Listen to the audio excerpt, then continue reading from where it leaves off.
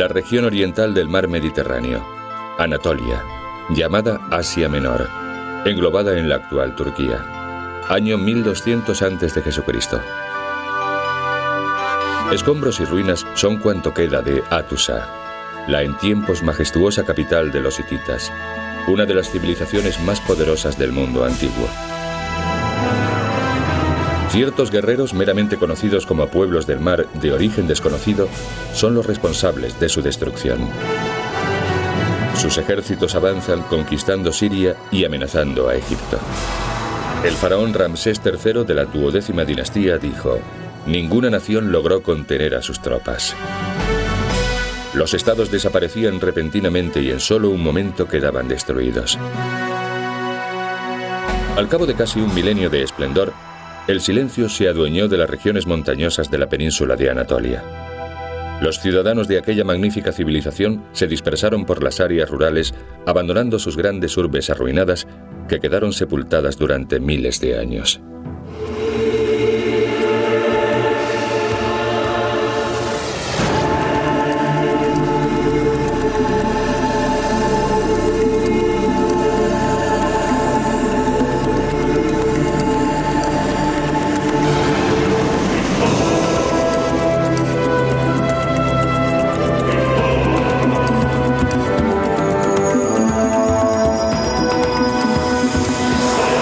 Secretos de la arqueología. Las civilizaciones olvidadas de Anatolia.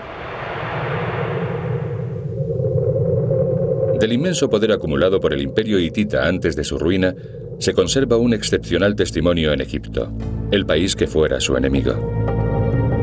Los dos pilares que flanquean la entrada del templo de Luxor junto al Nilo están adornados con escenas de la batalla librada en 1295 a.C.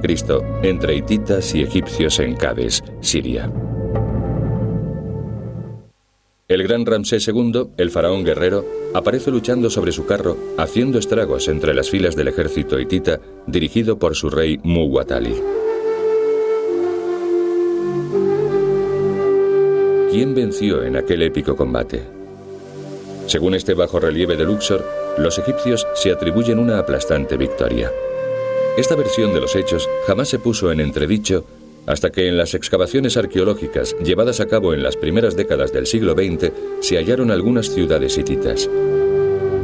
En la capital del imperio Hattusa se desenterraron más de 10.000 tablillas de arcilla grabadas con caracteres cuneiformes.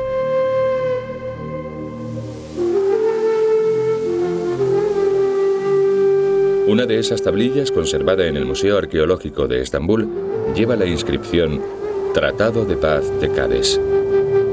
El texto recoge las condiciones impuestas a Egipto, entre ellas, replegarse al interior de sus fronteras. De modo que más de 3.000 años después de los acontecimientos, gracias a esta tablilla, sabemos que fueron los hititas y no los egipcios quienes verdaderamente se impusieron en aquel conflicto.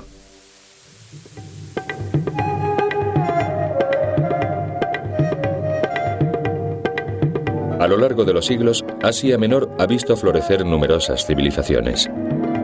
Tras el ocaso del imperio hitita, la región alcanzó un elevadísimo nivel político y cultural gracias a los colonos griegos que se asentaron en sus costas. Más adelante, bajo el dominio romano, Asia Menor se convirtió en una de las provincias más ricas del imperio. La Turquía de nuestros días fue asimismo la cuna del grandioso imperio bizantino, sucesor del igualmente célebre Imperio Romano de Occidente.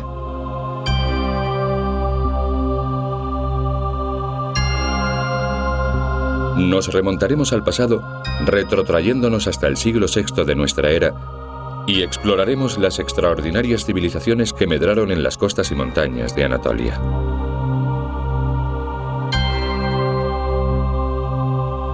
Ankara es la actual capital de Turquía. Sin embargo, durante siglos, la principal metrópolis de esta región mediterránea fue Bizancio, más tarde bautizada con el nombre de Constantinópolis y por último con el de Estambul.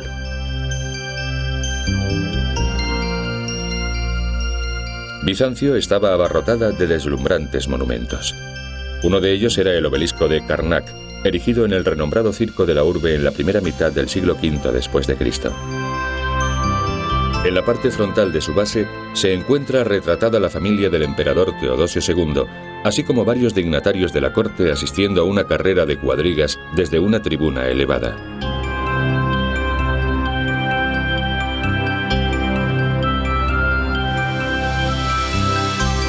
En uno de sus costados se describe el traslado y la erección del propio obelisco.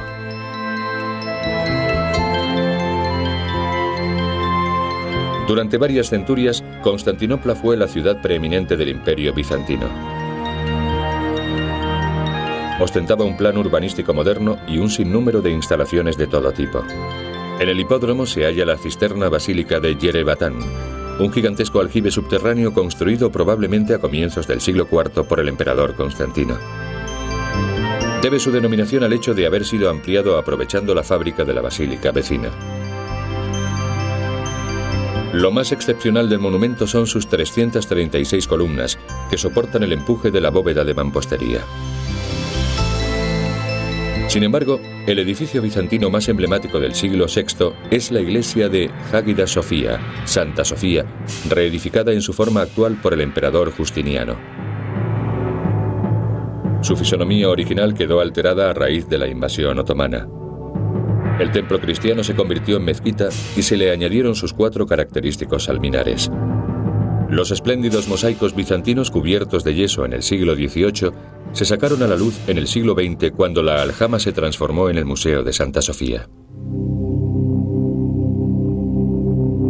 Santa Sofía simbolizaba la sabiduría divina. A lo largo de los años, los millares de fieles que le formulaban sus ruegos en esta basílica debieron de sentirse llenos de gracia y espiritualidad. En la región suroccidental de Turquía se alzó la ciudad de Afrodisias, dedicada a la diosa Afrodita, la Venus romana. Afrodisias, fundada en el siglo V a.C., cobró gran relevancia durante el período greco-romano. El culto a la deidad que se rendía en el santuario de la ciudad atraía a peregrinos de todo el mundo mediterráneo. Desde la década de 1960 se han efectuado extraordinarios hallazgos arqueológicos. Uno de los más asombrosos es este gigantesco estadio. El monumento, de unos 260 metros de longitud, fue edificado en el siglo I de nuestra era y sus gradas originales se conservan incólumes, ordenadamente dispuestas en una treintena de filas. Se trata de uno de los estadios mejor preservados del mundo antiguo.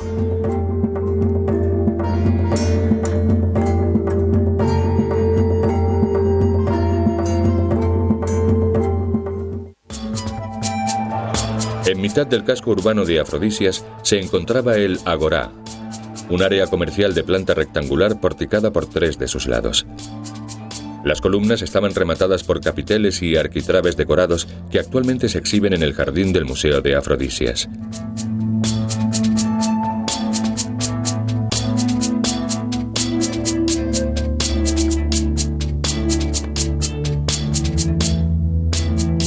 El teatro, datado a finales del siglo II después de Jesucristo, también goza de un soberbio estado de conservación. Tiene un aforo de 10.000 espectadores. Fue construido a expensas de Julius Zoilus en honor a la diosa Afrodita y a la ciudad misma. Zoilus, natural de Afrodisias, era un liberto, es decir, un esclavo manumiso del emperador Augusto. Hizo un gran servicio a su patria chica obteniendo para ella el estatuto de ciudad autónoma exenta de tributos.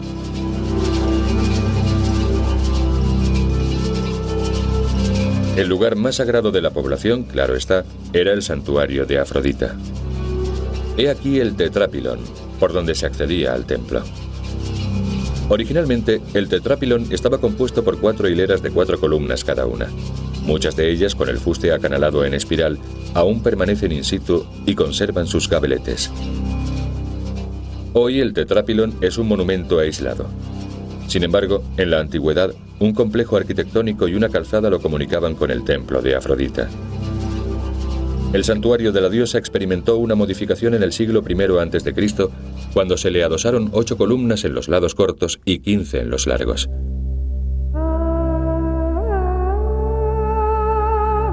En tiempos antiguos, el templo era un famoso centro de prostitución sagrada. una práctica que hunde sus raíces en los antiquísimos ritos de la fertilidad y la reproducción.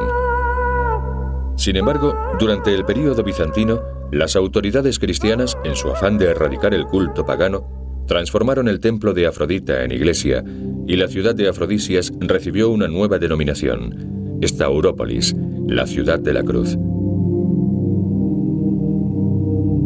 No muy lejos de Afrodisias se encuentra Pamúcale, célebre por sus acantilados llamados cascadas de algodón, formadas por pilones naturales de piedra caliza dispuestos en blancas terrazas.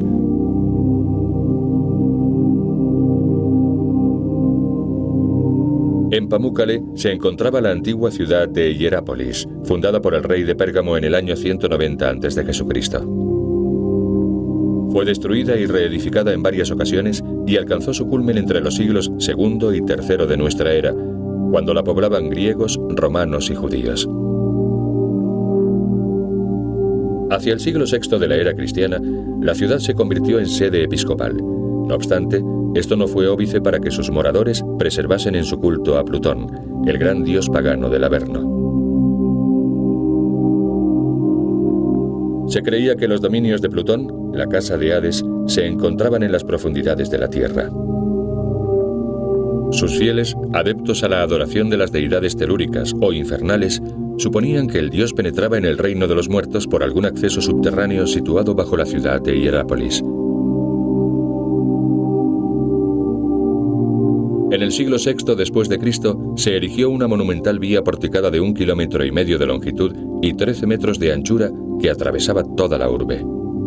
Cerca de la columnata había una fuente y una alberca cuyas aguas se consideraban curativas. Actualmente se ha transformado en piscina para los turistas.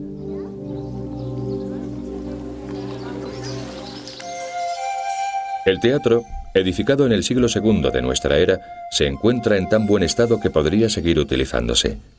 Desde 1957, varios equipos de arqueólogos italianos están desenterrando la cavea, compuesta por 26 magníficos graderíos y decorada con relieves marmóreos que narran los mitos de Apolo y Artemisa.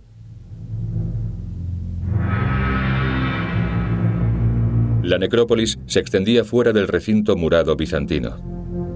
En ella se han descubierto más de 1 millar de tumbas.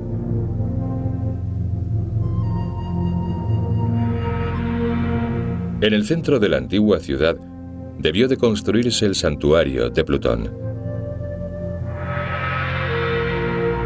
Hay quienes piensan que el templo era completamente subterráneo. Posiblemente se hallara en esta caverna que en su época se conocía por el nombre de Cueva del Infierno y los Demonios. Un viajero de la antigüedad escribió: «Cualquier animal que penetre en la gruta muere en el acto». Lo cierto es que por el antro debían de circular gases venenosos. De ser así, ¿cómo es que los sacerdotes de Plutón entraban y salían sin problemas? Posiblemente se habían dado cuenta de que la sustancia tóxica era más pesada que el aire y tendía a acumularse en el suelo de la caverna, donde tan solo podía causar daños a los animales pequeños que se aventurasen en ella. Naturalmente, tan solo una élite de adoradores de Plutón estaba al tanto del secreto. Otra localidad igualmente fascinante es Gordión, o Gordeum, hoy conocida como Arisar-Huyuk, situada a unos 80 kilómetros de Ankara.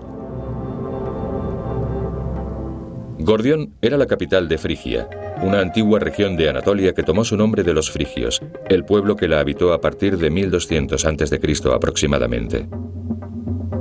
Se sospecha que los frigios fueron uno de esos pueblos del mar que acabaron con el imperio hitita. Los frigios, originarios de Tracia, la zona más oriental de la península balcánica, alcanzaron la cima de su poder en torno al siglo VIII a.C. Los arqueólogos han descubierto los restos de las murallas de Gordión, así como los megarones, las amplias dependencias que constituían el complejo del Palacio Real. En el transcurso de las excavaciones se han desenterrado asimismo piezas decorativas y enseres que hoy se exponen en el Museo de las Civilizaciones de Anatolia, en Ankara.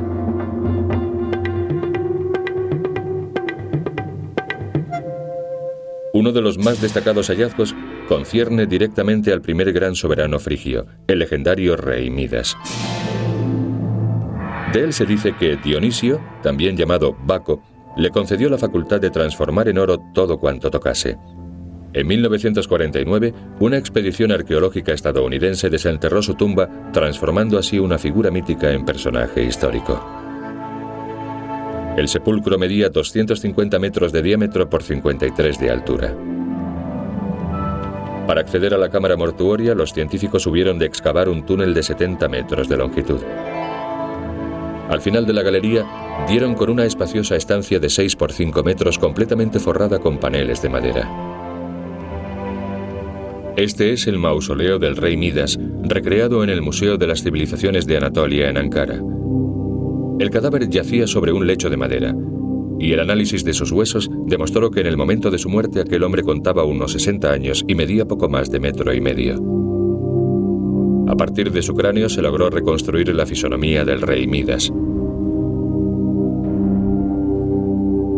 Su ajuar funerario consta de bancos de 3 patas, vasijas de bronce, cofrecillos y otros artefactos. Sin embargo, y aunque parezca mentira, para tratarse del enterramiento del legendario rey Midas, no contenía ni una sola pieza de oro. Más al este encontramos las ruinas de la gran metrópoli del imperio hitita, situada en el corazón de las montañas de Anatolia, Hattusa, la actual Bogaskoy. Los hititas eran un pueblo indoeuropeo llegado a estas tierras hacia finales del tercer milenio a.C., procedente de las regiones del norte del Mar Negro.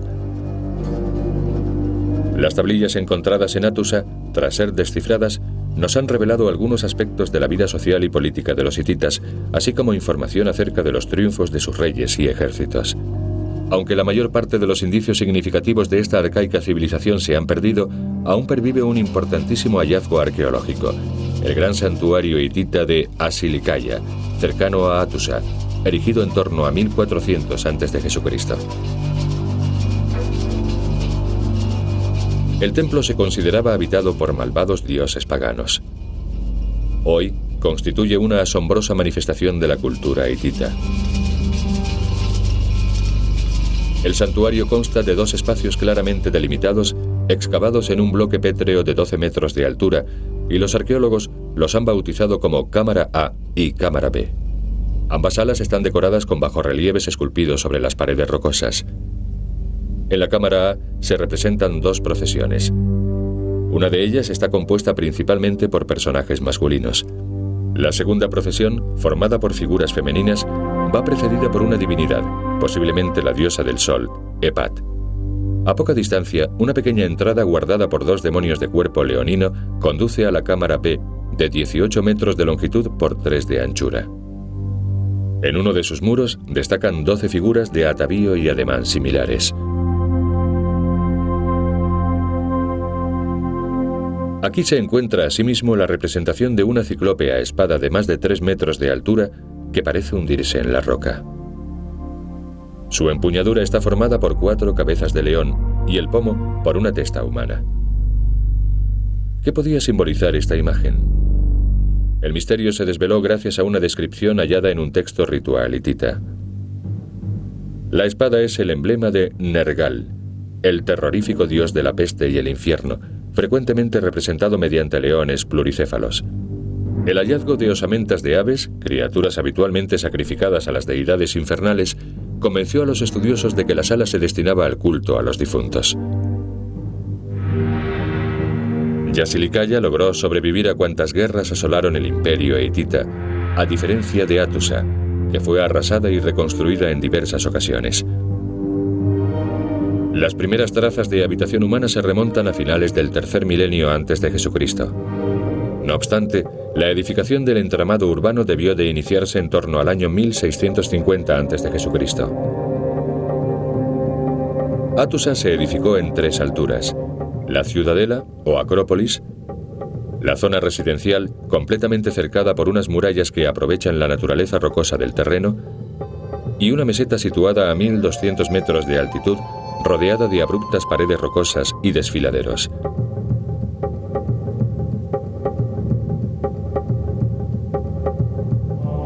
El perímetro de la cerca superaba los 5,5 kilómetros.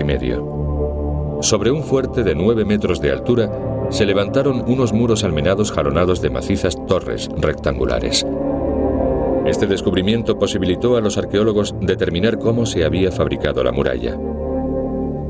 Pero ese fue tan solo uno de los muchos tesoros que se hallaron en este yacimiento. Se descubrió también la Puerta Real o Puerta de los Reyes. 2 torres flanquean la entrada, y las puertas chapadas en bronce contribuían a su mejor defensa. 2 gigantescas estatuas del dios de la guerra dominaban el patio de armas. Esta es una copia. La original se custodia en el Museo de las Civilizaciones de Anatolia, en Ankara.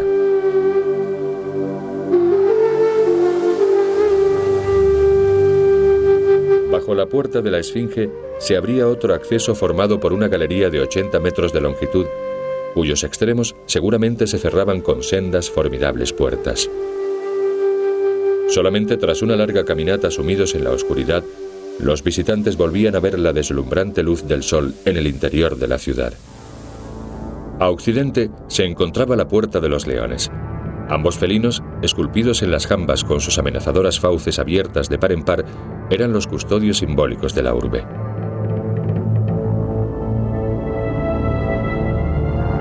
Según se desprende de las excavaciones, la ciudad no se construyó conforme a un plan urbanístico. Sus calles eran sinuosas y caprichosamente trazadas.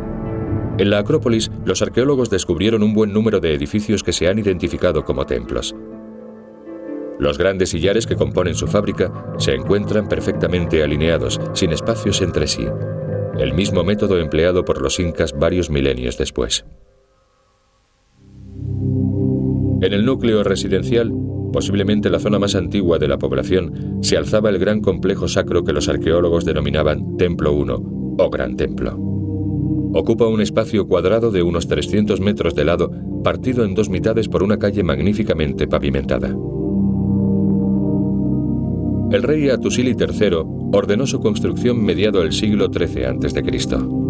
En el santuario se rendía culto a la sagrada pareja compuesta por Hati, el dios de la tempestad y el rayo, y Harina, la diosa del sol.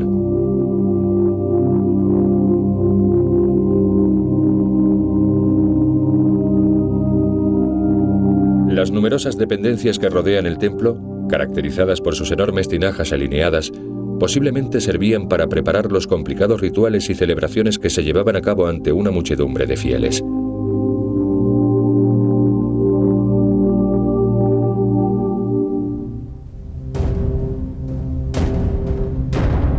Una gran peña, hoy conocida por su denominación turca, Buyukale, dominaba la ciudad. En Buyukale se erguía la ciudadela, y en ella residía el rey. Se trata de una fortaleza natural. Forma una meseta de 200 por 150 metros y no se desaprovechaba un solo centímetro de su superficie.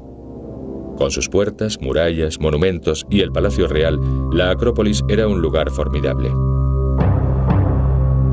Sus edificios, de estructuras y tamaños diversos, suelen orientarse hacia un patio. La cerca estaba almenada y a lo largo de ella se alzaban torres que contribuían a la defensa de la ciudadela. Aunque se desconoce el objeto de buena parte de las construcciones, claro está, algunas tenían una finalidad residencial. Otras parecen auditorios. Algunas debían de cumplir una función religiosa. Pero la capacidad de la fortaleza era inmensa.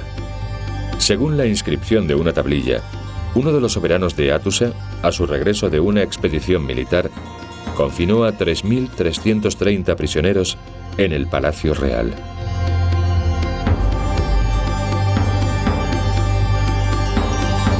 Pero, ¿qué fue de los hititas? Al parecer, cuando sus ciudades quedaron arrasadas, se dispersaron por los campos. Después de los hititas, centenares de ejércitos y pueblos se asentaron o sencillamente estuvieron de paso por las montañas de Anatolia. Dada su situación, era un lugar de paso obligado para los desplazamientos entre Oriente y Occidente. Un antiguo poema acerca del pueblo que habitó esta región dice: «Somos lo que hemos sido. 1000 rostros nos han precedido, y esos semblantes aún se reconocen en 1 millar de miradas».